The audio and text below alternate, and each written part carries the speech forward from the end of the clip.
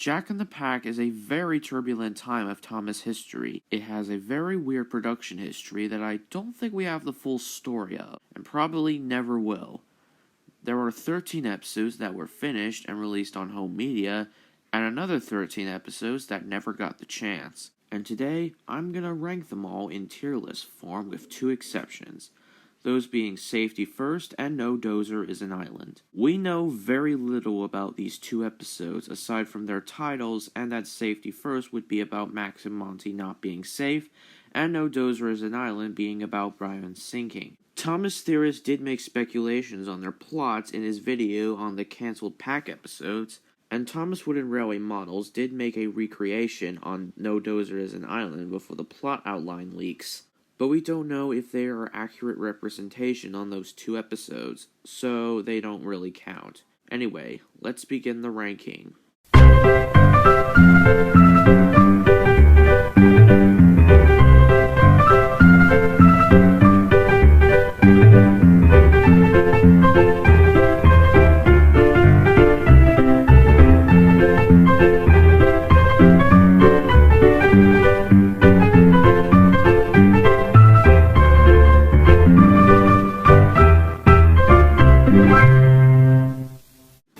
Byron would have been a strong start if it wasn't cancelled. Byron is one of those characters that was wasted, so it's nice to see what his character would have been if Hit didn't step in. It also has a good moral about asking nicely. It overall feels like Emily's adventure done right. This episode goes into the favorites tier. Alfie as Kittens is another amazing episode. While it's just another don't judge a book by its cover story, I think Alfie and the dump trucks are the perfect characters for this type of story, and the scene where Alfie rescues the kittens is epic. However, my favorite moment in this episode is the scene where Thomas mentors Alfie. Remember back in season 1 where Thomas was sometimes teased by the bigger engines for his small size, and Edward was usually there to mentor him?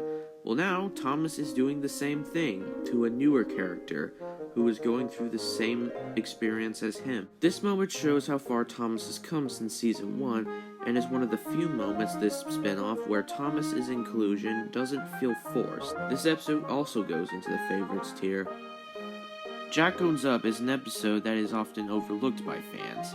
The Unlucky Tug even put this as his least favorite episode of the series, but I respectfully disagree with him here. I actually love this episode. I think it's a great moral to teach kids that you should always tell the truth even when you've done something wrong, and I think it was handled well. Jack doesn't get off scot-free. Instead, he still gets punished by being sent back to the yard, which is another important lesson to teach kids that your actions have consequences. It sucks, but that's life. If this were an episode from season 11 or 12, Jack would have been forgiven and wouldn't have to go back to the yard. And I'm honestly glad that Hit didn't have Paul Larson rewrite this episode to include that. Overall, this episode is another one that goes into the favorites tier. Wow, 3 in a row. Unfortunately, that trend doesn't stick. Alfie Has a Secret is an alright episode. It's not all that's interesting and not a lot happens here. It honestly just feels like a Bob the Builder episode. This episode goes into the okay tier. The Soto Treasure Hunt is another okay episode. It's not all that interesting, and it's honestly quite gimmicky. Although, I will say, I never heard the term mineral water before reading this episode. I think I prefer Thomas and the Treasure over this episode, and this episode goes below Alfie Has a Secret in the okay tier. Who's the Boss, despite its very poor title choices, is a pretty good episode. Patrick is alright. He's basically been dubbed as the forgotten member of the pack, and the story feels pretty wholesome. While the moral is nothing new for the show, I think it works best here, and Patrick's crash is epic. This is going into the great tier. Oliver's Saurus is another amazing episode. Oliver's model is really interesting. They made his bucket removable so they can add other attachments to him, and the dinosaur is a really cool prop. This episode goes into the favorites tier. Jack and Alfie's swap is pretty good.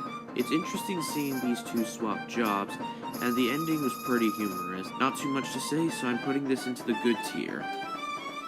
All Work No Play is another Byron episode that we desperately needed to fully flesh out his character. Seeing Byron's serious side would have been nice, and I like the moral about having a little fun while doing your job. And I love intimidating Byron's "Rumba!" quote. That's honestly quite funny. This one goes into the favorites tier, no questions asked. Mud Glorious Mud is an awesome episode. Isabella sacrificing her paintwork to get feel for her friends is strong characterization. And I love the sets in this episode. They always remind me of the way the roads in my state look like during or after it rains. I'm glad that out of all of Isabella's episodes, they picked this one to be completed. This episode goes between Alfie as kittens and Jack owns up. Jack and the Quack is a very sweet episode. Seeing Jack befriend some ducklings is a really nice character trait for him, and I love that we could have gotten to see more of Makeweight. It really feels like Diesel and the duckling done right. This episode goes above Who's the Boss in great. The Importance of Being Patrick is an amazing episode. It's nice to see that the crew had more plans for Patrick, and I love the mention of Miss Jenny's father, something that was only mentioned in the character gallery in the US. The ending is also quite interesting. This episode goes below Bossy Byron in favorites. Buster 1 Mall 0 is pretty bland. The story is very uninteresting, and the mall scene is quite stupid. Buster is a really good character, but this story is him at his worst. This episode goes into the okay tier. The Tortoise and the Hare is an improvement. Buster's character is a big improvement from the previous episode, and while I prefer Edward the Great in terms of the retelling of the Tortoise and the Hare, Buster, Max, and Monty are the perfect characters for these roles. This episode goes into the favorites tier. Scaredy Scaredy is my favorite episode of the series.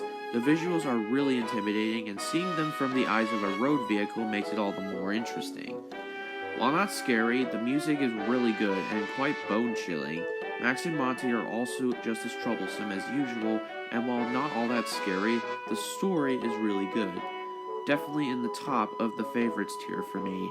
Isabella Gets Steamed is a good episode. It shows a new side to Isabella and has Trevor in it, who is someone that was cut from the spin-off. This isn't as good as Mud Glorious Mud, but still goes between Who's the Boss and Jack and the Quack and great.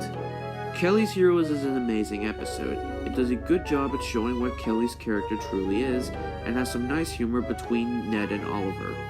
My only gripe with this episode is the title. It just makes no sense to me. Other than that, this episode rocks. It's a shame it was cancelled. Pop Goes to Diesel is the only episode that's going into the bad tier. Max and Monty's bullying is taken up to 11, and this is just Mud Glorious Mud again, but less interesting. Not to mention that the title is just a reuse from that one Season 2 episode. I prefer Thomas to the Rescue over this, and I'm very glad they cut this one.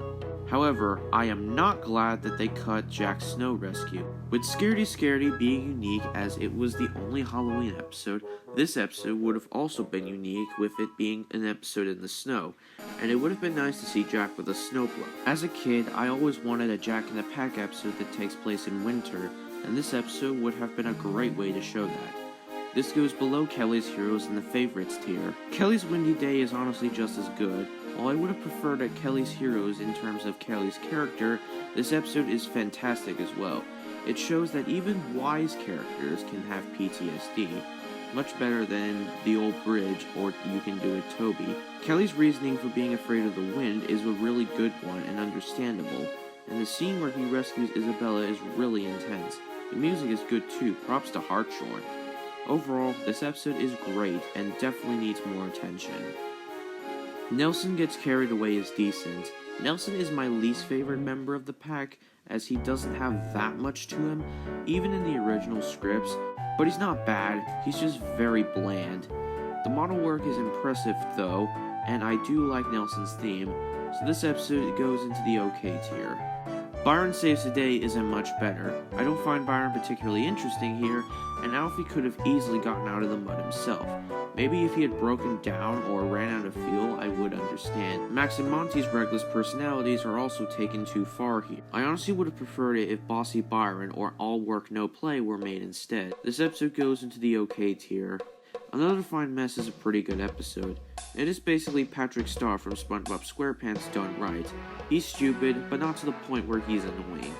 The demolition scene was fun to watch, and while not enough to give me the giggles, the scene with Oliver saying ouch was pretty funny. This goes below Jack and Alfie's swap in the good tier. The Lightning Tree is our final episode, and it's honestly one of the weaker episodes. It's not as bad as Pop Goes to Diesel because it at least tries to be something different, but it goes against Henry Forrest's message about how trees can't be saved, and Max and Monty are way too over the top here. This episode goes at the bottom of the okay tier. After that ranking, I'd say Jack in the Pack is a good spin-off. While I don't think this would have been very successful as we already have Bob the Builder, I think it's still really good, just for the production history alone. Even to this day, there's still so much we don't know about it. The only bad episode is one that we didn't get, and the two best episodes are ones we did get. It does have some issues, most of which came from Hit's last-minute tinkering, but I still really like it. I very much prefer it to Tugs. Thank you all for watching, and see you all next time.